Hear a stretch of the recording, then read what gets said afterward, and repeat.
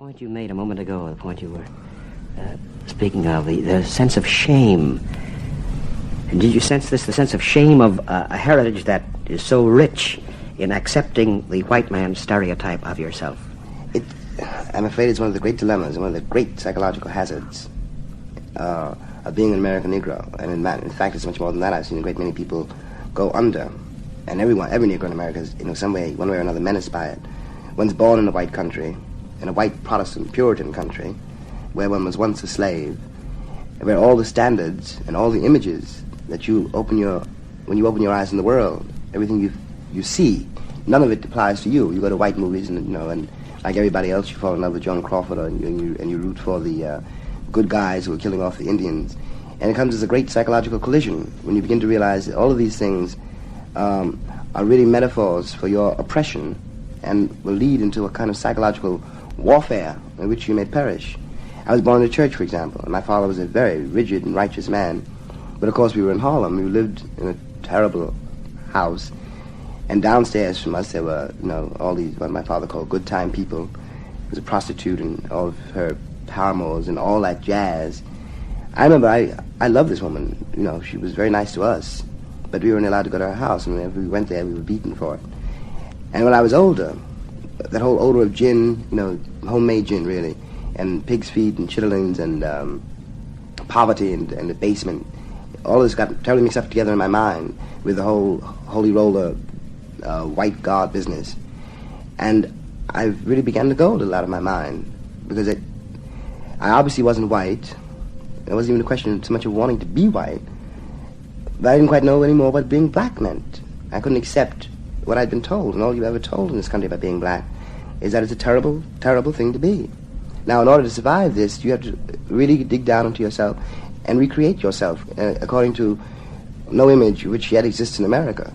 You have to impose, in fact, this may sound very strange, you have to decide who you are, and force the world to deal with you and not with this idea of you. I can see. Let me put it this way. There's so many things I'm not good at. I can't drive a truck. I couldn't run a bank. Well, all right. So that other people have to do that. Well, in a way, they're responsible to me, and I'm responsible to them. And my responsibility to them is to try to tell the truth as I see it. Not so much about my private life; it's about their private lives, so that there is in the world a standard, for all of us, which will get you through your trouble, because your trouble's always coming. And your Cadillacs don't get you through it. And neither do psychiatrists, incidentally, All that gets you through it really is some faith in life, which is not so easy to achieve. Now, when we talk about majorities and minorities, I always had the feeling that this country is talking about kind of popularity contest, in which everybody works together towards some absolutely hideously material end. But in truth, I think that, politicians, for example, in the South, where it's shown most clearly, I think all the Southern politicians have failed their responsibility to the white people of the South. Somebody in the South must know that obviously the situation, the status quo will not exist another 100 years. And their real responsibility is to prepare the people who are now forming those mobs, prepare those people for that day, to minimize the damage to them, even. Now, the majority rule in the South is not a majority rule at all. It's a mob rule. And what these mobs fill is a moral vacuum, which is created by the lack of a leader. And it seems to me this is the way the world is. And I'm not talking about dictatorships. I mean that statesmen, and people who are sitting in government are supposed to know more about government than people who are driving trucks and digging potatoes and trying to raise their children. That's what you're in the office for. Someone then with a sense of history, perhaps. Yes, which is precisely what we don't have here. Sense of history. Yes, if you don't know what happened behind you, you have no idea what's happening around you. And that's a law. Earlier, Jim, you mentioned that for a national policy to be straightened out, the private policies, the private lives, individual lives must be. And you spoke, too, of your job as a writer. You've got to write. And in this chapter with Bergman, the Northern Protestant, there's a beautiful comment here. All art is a kind of confession, more or less oblique. Mm-hmm. All artists, if they're to survive, are forced at last to tell the whole story, to vomit the anguish up. All of it, the literal offensive when you speak of Bergman, but all art is a kind of confession, as you apparently do in all your writings. I think it has to be a kind of confession. I don't mean a true confession in the sense of that Jury magazine. But I mean, the effort, it seems to me, is if you can examine and face your life, you can discover the terms in which you're connected to other lives. And they can discover, too, the terms in which they're connected to other people. It's happened to every one of us, I'm sure. You know, that one has read something which you thought only happened to you, and you discover that it happened 100 years ago to Dostoevsky. And this is a very great liberation, you know, for the suffering, struggling person who always thinks that he's alone. This is why it's important. It is not important, you know, for any... I don't think that art would not be important if life were not more important. And life is important. And life is mainly, you know, most of us, no matter what we say, are walking in the dark, whistling in the dark. Nobody knows what's going to happen to him from one moment to the next or how he will bear it. You know, and this is irreducible, and it's true for everybody. Now, it is true that the nature of society has to be to create among its citizens an illusion of safety. But it's also absolutely true that the safety is always necessarily an illusion, and artists are here to disturb the peace. They have to disturb the peace.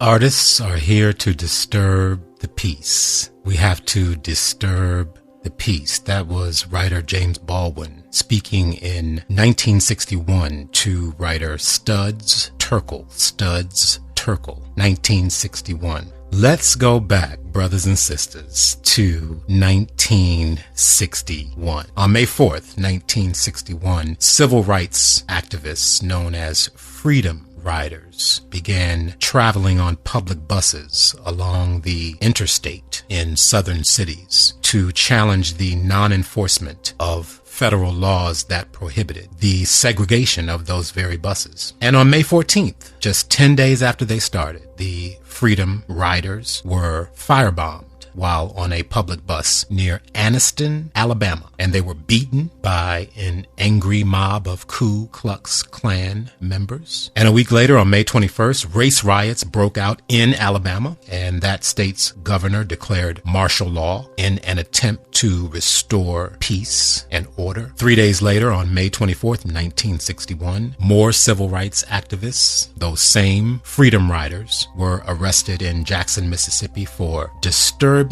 the peace after disembarking from their bus. So into that atmosphere, into that environment of great optimism and hope for the future, and perhaps even greater turmoil and civil unrest, James Baldwin's collection of essays, Nobody Knows My Name, More Notes of a Native Son, was published by Dial Press in 1961, July of 1961. And in the two interview clips that open today's conversation, you hear Mr. Baldwin and fellow author Mr. Studs Terkel talking about that book, Nobody Knows My Name. Beloved brother James Baldwin was born on August 2nd, 1924 in Harlem, New York. And in July of 1961, when that interview was recorded, Brother Baldwin was just shy of his 37th birthday. It would be nearly 2 decades, really, until I came to know the name James Baldwin. And in the many years since those days, when I was a teenager, pulling his books down from the shelves of my neighborhood bookmobile, I have been captivated by the life of Mr. James Baldwin, by his writings, and perhaps most importantly and most profoundly by the masterful quality of his mind. His analysis of the human spirit, his keen and sometimes cutting observations of the social and psychological condition of our species. And I have been in awe of his sensitivity of soul in articulating any given moment of Black life and thought in the times in which he lived, and his phenomenal ability to place that moment into a larger historical and political context for the time in which he lived. James Baldwin was and is, to me, a master of his craft, and like any master craftsman, he is to be studied. And from where I sit, there is much to be learned from the life he lived and the legacy of writings he left behind. Needless to say, by the time he left his body and this planet on December 1st, 1987, millions of people the world over knew his name. And in his 63-year journey on this earth, James Baldwin traveled his path from nobody to somebody. He blazed a trail for would-be writers like me. He pioneered the art of the possible for young Black boys who dreamed of growing up to be of service in some way. Young Black boys who dared to create a life of significance. Mr. Baldwin did his work, and the brother did it well.